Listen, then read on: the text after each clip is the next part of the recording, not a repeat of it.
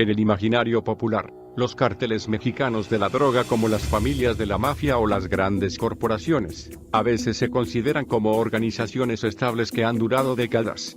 Aunque los líderes cambien, muchos creen que la estructura básica de los cárteles y los nombres asociados a ellos no se transforman. Sin embargo, un mes de testimonios en el juicio de Joaquín Guzmán Loera, el capo mexicano conocido como El Chapo, sugiere que los cárteles son menos parecidos a los Gambino o a General Electric y son más como algo salido de Juego de Tronos. Los líderes de los cárteles no solo han cambiado frecuentemente a lo largo de los años, sino que los grupos en sí también se han transformado mediante una serie de alianzas y rompimientos casi constantes. De acuerdo con varios testigos en el juicio, Guzmán comenzó en el narcotráfico a finales de la década de los 80, cuando trabajó para un capo más experimentado, Juan José Espárragos, quien encabezaba el que se conocía como el Cártel de Guadalajara. En ese entonces, Guzmán estaba rodeado de un séquito modesto de familiares y amigos, su hermano Arturo, conocido como El Pollo, sus primos, los tres hermanos Beltrán Leiva, y su primer empleado, un piloto llamado Miguel Ángel Martínez. Casi desde el inicio de su carrera, Guzmán tuvo problemas con el cártel de Tijuana que dirigían los hermanos Arellano Félix, que controlaban gran parte de las actividades del narcotráfico en la frontera mexicana con San Diego. Después se desató una guerra con los traficantes de Tijuana, cuando descubrieron que Guzmán transportaba cocaína a través de su territorio sin permiso, una violación del protocolo. En 1991, según han dicho los testigos, esa guerra dio como resultado una de las primeras y más grandes reorganizaciones en el mundo de los cárteles. Después de estudiar el conflicto, un poderoso traficante llamado Ismael Zambada García se separó del grupo de Tijuana y se alió con Guzmán.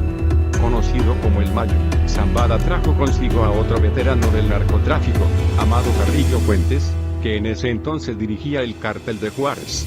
Los testigos han señalado que hasta ese momento Guzmán y Carrillo Fuentes no habían trabajado mucho juntos, pero que se habían conocido en fiestas de los cárteles. No obstante, Carrillo Fuentes era más cercano a Zambada. Ambos alguna vez gastaron $50 millones para comprar juntos un avión con el que traficaban drogas. También tenía su propio círculo de asociados. Entre ellos su hermano, Vicente Carrillo Fuentes, que se encargaba de supervisar a un equipo de sicarios, según han dicho los testigos. Para 1992, esta triple alianza Guzmán, Zambada y Carrillo Fuentes, conformaba el núcleo de lo que se convirtió en el Cártel de Sinaloa. Aunque cada hombre tenía su propio equipo e intereses comerciales separados, a menudo unían recursos. A veces, señalaron los testigos, empleaban a los mismos pilotos o invertían juntos en compras de toneladas de cocaína. Éramos un solo grupo, testificó Jesús Zambada García, el hermano del Mayo Zambada, al inicio del juicio. Durante los siguientes 5 años, la estructura del cártel fue más o menos la misma. Sin embargo, en 1997, Amado Carrillo Fuentes murió inesperadamente mientras se sometía a una cirugía plástica. Poco después, uno de sus principales secuaces, Eduardo González Quirarte, se dio un tiro en la cabeza mientras lo perseguía la policía. González no murió, pero sus lesiones le provocaron amnesia. Se vio obligado a retirarse, según los testigos. Para llenar ese vacío, Vicente Carrillo Fuentes subió en la jerarquía con el fin de dirigir el negocio de su hermano y pronto se enfrascó en una lucha de poder con Guzmán, relató un testigo esta semana. De acuerdo con el testimonio de Tirso Martínez Sánchez, Guzmán buscaba controlar una lucrativa ruta de ferrocarriles que se usaba para transportar cocaína a través de la frontera con destino a Los Ángeles, Chicago y Nueva York. La ruta permitía que los líderes del cártel obtuvieran cientos de millones de dólares de manera constante. No obstante, Guzmán quería dejar a Carrillo Fuentes fuera del negocio, señaló Martínez.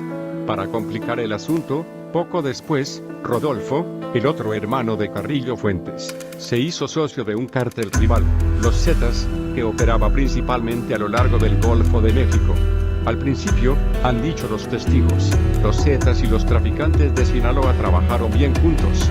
Pero su relación se deterioró en 2002, cuando un importante sicario sinaloense asesinó al hermano de uno de los líderes de los Zetas y después buscó refugio con los aliados de Guzmán, los hermanos Beltrán Leiva.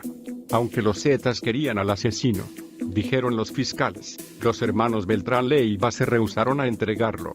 Al final se desató otra guerra, Guzmán y los Beltrán Leiva contra los Zetas y los hermanos Carrillo Fuentes. En medio de la guerra, dijeron los testigos, Guzmán envió a unos sicarios para que ejecutaran a Rodolfo Carrillo Fuentes y en 2004, Carrillo Fuentes y su esposa fueron acribillados mientras salían de un cine en Culiacán. Ese mismo año, la estructura del cártel cambió de nuevo cuando Vicente Carrillo Fuentes salió de la organización y dejó a cargo a Guzmán y a su primer socio, Ismael Zambada.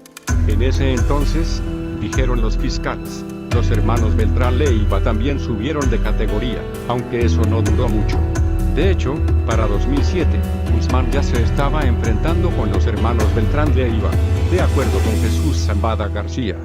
Aunque los orígenes de la guerra siguen siendo poco claros, Zambada dijo que el conflicto inició debido al papel que los hermanos desempeñaron en la captura de un cargamento de cocaína que salía de Panamá.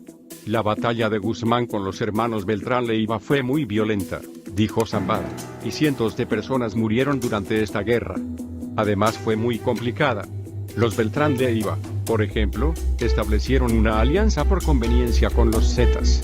Eso fue extraño dado que Vicente Carrillo Fuentes, alguna vez su enemigo, aún estaba bastante conectado con la organización. Sin embargo, así era el mundo de los cárteles, que con frecuencia se dividían, se reconfiguraban y después se desintegraban de nuevo antes de reagruparse. Fue suficiente para volver loco a uno de los testigos, un abogado colombiano llamado Germán Rosero.